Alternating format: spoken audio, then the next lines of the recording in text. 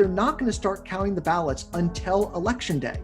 So when the polls close, then they start counting the mail-in ballots. What that means is we're going to have the results of the in-person voting much sooner than we're going to have the results of the mail-in ballots.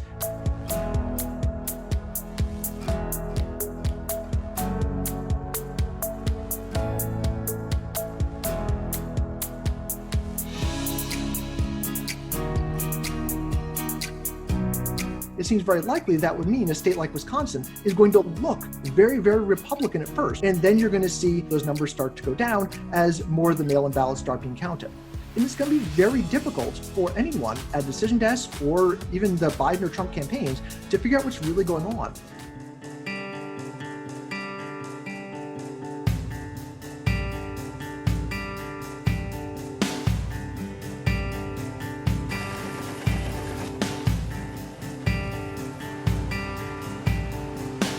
So the only precedent we have on this is actually from the year 2000 in Florida, where Supreme Court ruled essentially that the Secretary of State of a state decides who the winner of that election is, period.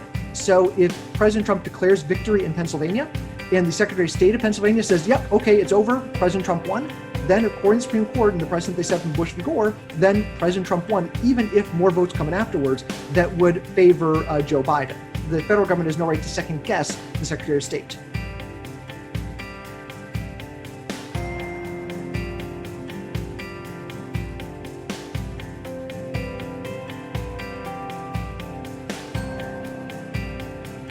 One thing we know from 2000 is that if an election is close enough, it doesn't come down to the number of votes. It is about political power, it is about lawyers, it is about judges, it is about Congress.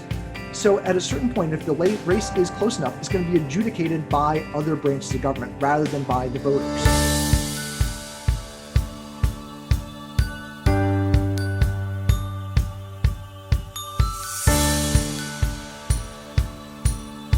We actually never have all the ballots counted on election night. It never happens. All that happens is we get enough votes in to say, okay, we're pretty sure that when you count all the votes, this is what's going to happen. The difference now is we're all just being more careful. There's a lot of uncertainty. We haven't had this many mail-in ballots in the past. It looks like turnout's going to be at record highs in many parts of the country. So if you see that we don't have a winner on election night, that's not a sign of fraud. That's not a sign that things have gone wrong. That's a sign that everyone is trying to be really, really careful. We want to make sure we get this absolutely right. And in the end, that's a way of protecting democracy. To say we don't want to call a winner when they're not the winner yet. And the longer we wait to call a winner, the better that is, because every minute we're waiting, more ballots are being counted, and your voice as a voter matters more.